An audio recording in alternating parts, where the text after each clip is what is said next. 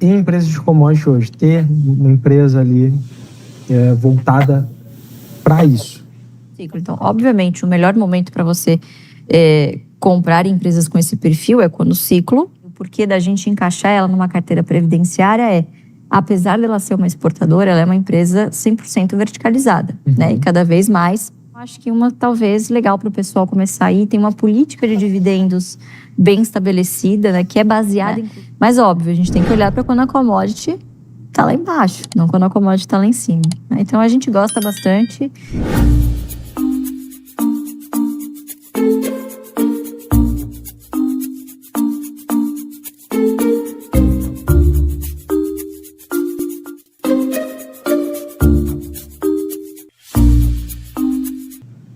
Como que tu acha que investir em commodities hoje pro brasileiro faz sentido, tendo em vista que o Brasil é um grande motor mundial de commodities, seja agrícola, minério, petróleo, papel e celulose.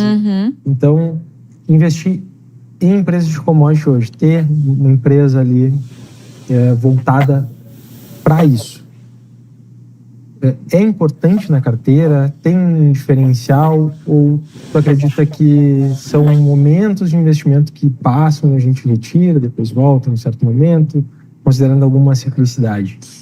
Eu acho que você tocou num ponto importante. Empresa exportadora tem ciclicidade, você tem ali um ciclo. Então, obviamente, o melhor momento para você comprar empresas com esse perfil é quando o ciclo está em baixa. Mas, infelizmente, as pessoas se interessam por esse tipo de empresa no pico. Então, quando a commodity está lá em cima, o dividendo tá massa. Aí você vai olhar o múltiplo, tá tipo, meu Deus, 4 vezes EV/EBITDA, isso tá de graça. Mas lógico, você tá gerando um puta caixa ali, o EBITDA tá lá em cima.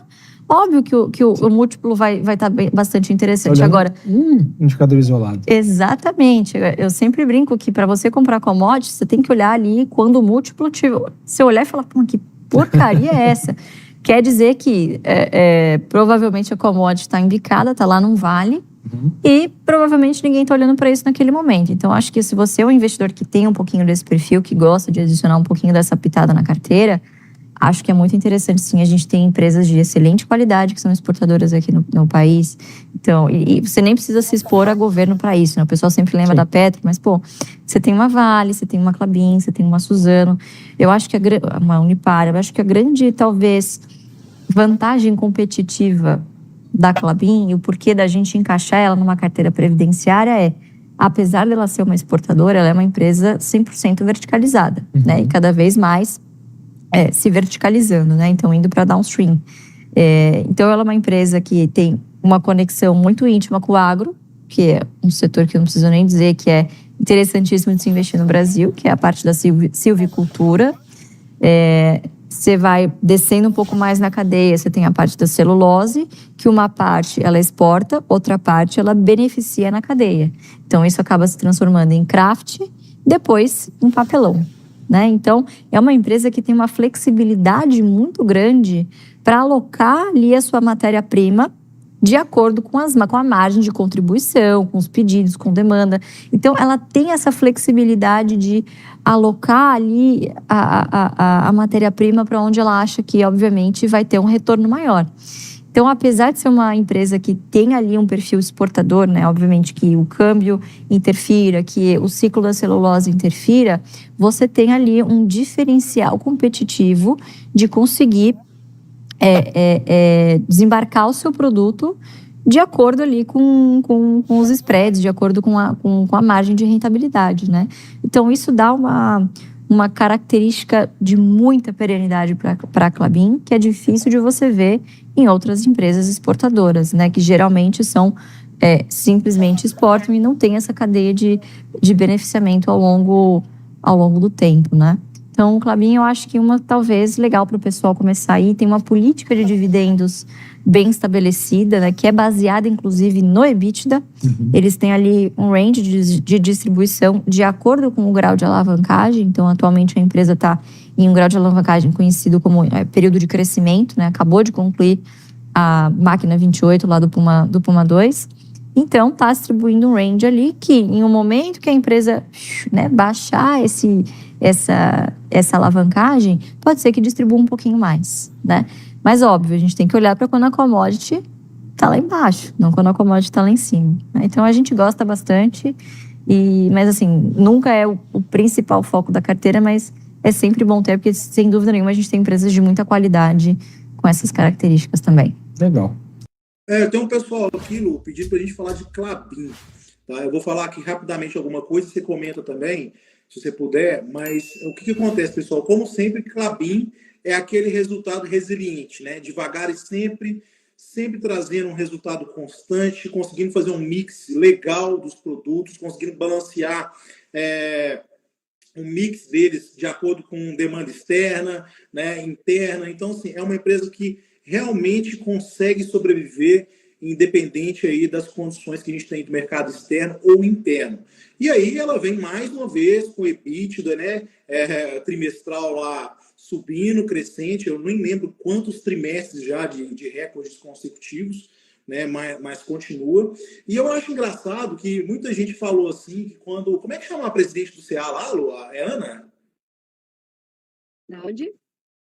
Como é que chama a presidente agora que assumiu do Conselho de Administração da Klabin? Amanda Klabin. Amanda Klabin.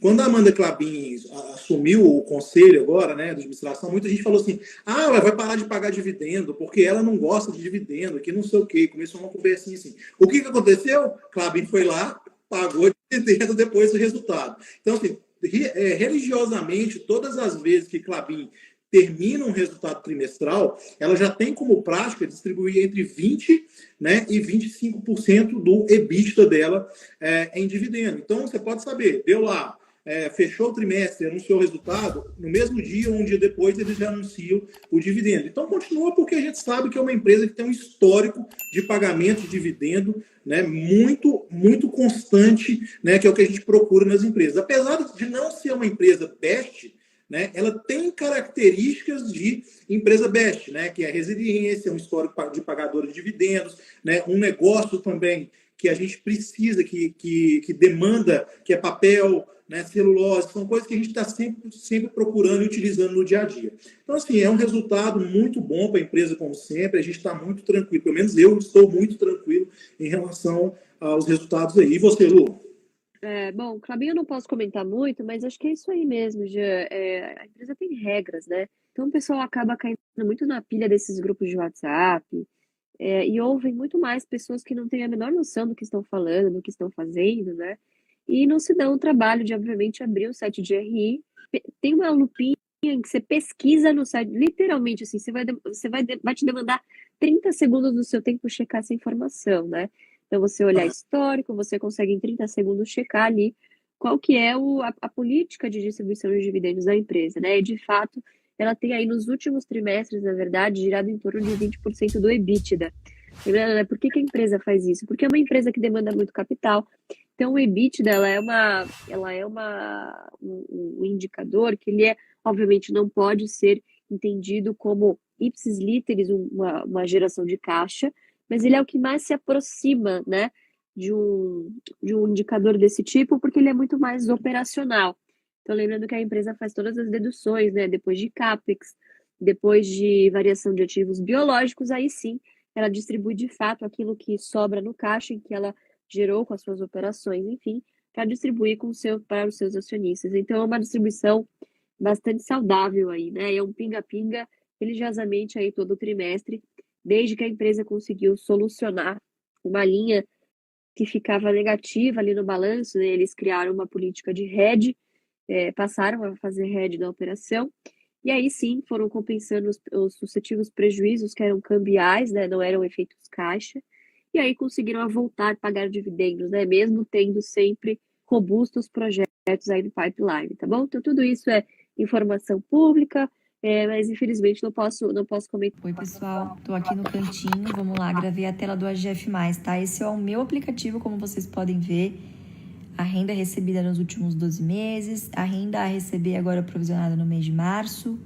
crescimento dos meus dividendos com as principais pagadoras, e aqui a minha meta de ganhar 100 mil reais por mês em dividendos, tá bom? Tô chegando aí na metade da minha meta. Algumas outras ferramentas, como o aportador, que te mostra o que tem o sinal verde aí para você possivelmente aportar. E neste momento aqui, eu cliquei nesta lupinha aqui em cima, que te manda para o perfil da empresa. Neste caso, estou olhando aqui a TRPL com algumas métricas. Então, algumas métricas de dividendos, múltiplos, métricas aqui de balanço, principalmente margem, cotação, né, o gráfico aqui para ser algo mais visual, rentabilidades e lá embaixo, proventos, tá? É uma ferramenta muito completa.